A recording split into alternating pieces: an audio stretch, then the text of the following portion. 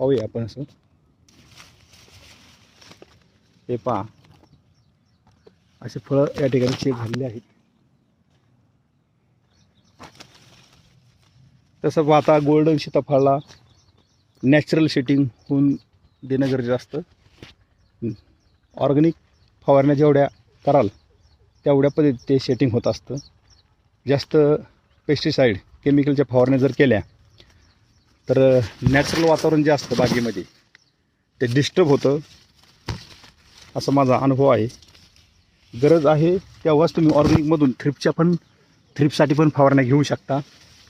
हे पहा, एकदम चांगले फळं या ठिकाणी सेट झालेले पाहायला मिळत आहेत.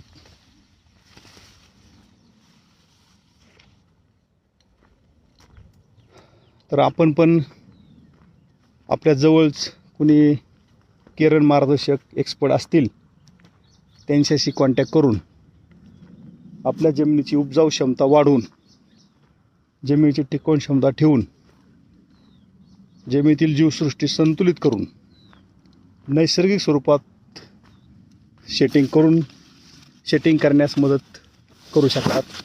हे पहा, हे सुरुवातीचं फळ आहे. या ठिकाणी बॉप आणि लॅमिओनची फवारणी केलेली आहे. यावेळी ते शेटिंग मिळालेलं आहे.